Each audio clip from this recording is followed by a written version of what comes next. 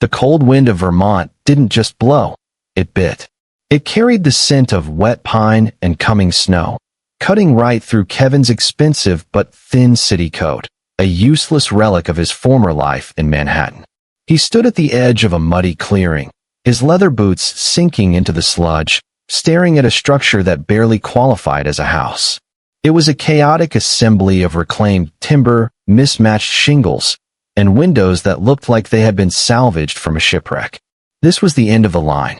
After the scandal that wiped out his architectural firm and the lawsuits that drained his bank accounts to the last cent, this crumbling cabin was the only roof left over his head. His uncle, Elliot, was sitting on a stump near a pile of gray, weathered driftwood. To the people in the nearby town of Oak Haven, Elliot was a drifter, a shadow of a man who wandered the deep woods collecting garbage and lived in a shack without electricity or running water.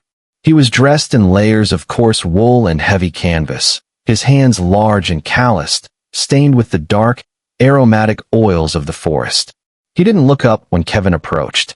He was busy carving a thick piece of oak with a hand tool that looked like it belonged in a medieval museum, his movements fluid and precise.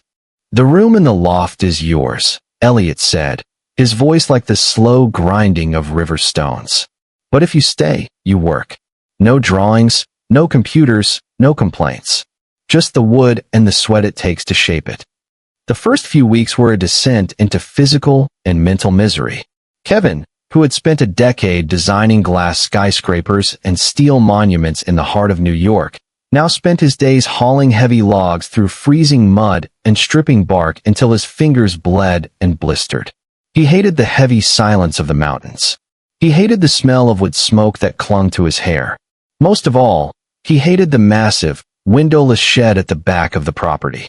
It was wrapped in heavy steel cables and secured with a biometric lock, a strange piece of high-tech security for a man who didn't even own a telephone. Every night, while the forest outside groaned under the weight of the mountain wind, Elliot would vanish into that mysterious shed. Kevin would lie awake in the drafty loft, hearing the rhythmic, muffled sounds of sanding and the faint, sweet smell of rare oils and exotic resins drifting through the cracks in the floorboards. He began to wonder if his uncle was truly a madman or something much more dangerous. The turning point came on a gray, overcast Tuesday. A silver Mercedes, looking completely out of place in the rugged mountain terrain, crawled up the muddy driveway. Out stepped a woman Kevin recognized instantly. Elena Moretti, the most powerful and ruthless gallery owner in Europe.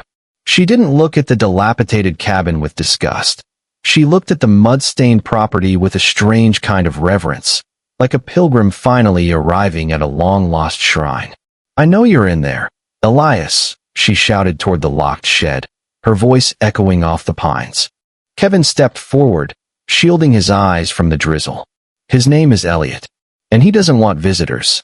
Elena looked at Kevin with a cold, knowing smile that made his skin crawl. "Elliot? Is that what he calls himself now?" 20 years ago, the world knew him as Elias Thorne, the greatest designer of the century, the man who created the Elysium collection before he burned his multi-million-dollar studio and vanished into thin air. Collectors have been hunting for his ghost works for 2 decades. I have a client in Dubai offering $5 million just for a single chair from his hands. Before Kevin could process the shock, the heavy shed doors creaked open. Elliot, or Elias, stood there, silhouetted against a warm, amber light. He didn't look like a drifter anymore. He looked like a king in exile. He ignored the woman entirely and looked directly at Kevin. With a sudden flick of his wrist, he tossed a heavy brass key to his nephew and stepped aside, gesturing for him to enter. As Kevin stepped into the shed, the world outside simply ceased to exist. It wasn't a workshop, it was a cathedral of wood. Inside were pieces of furniture that defied the laws of physics, curves of ancient mahogany that looked like flowing water, tables of rare cedar that seemed to glow with an inner light, and cabinets that felt alive under the touch. It was a secret empire of craftsmanship, hidden away from a world that valued price tags over the soul of the work. They think beauty is a commodity that can be bought with a wire transfer. Elliot whispered, standing behind him in the shadows. But beauty is only found in the long hours of the work itself. I didn't hide here to be poor, Kevin. I hid to be free from the vultures who only see the gold and never the grain. Now, you have a choice. You can take her check, sell my secrets, and go back to your glass towers. Or you can pick up the chisel and learn how to actually build something that lasts. In the heavy silence of the Vermont woods, surrounded by a fortune hidden in plain sight, Kevin looked at his scarred, dirty hands. For the first time in his life, he didn't feel like a failed architect. He felt like a man who had finally found the blueprint to his own life. He turned his back on the silver Mercedes and the millions of dollars waiting in the driveway, walked over to the workbench, and picked up the chisel. The city was gone. The work had finally begun.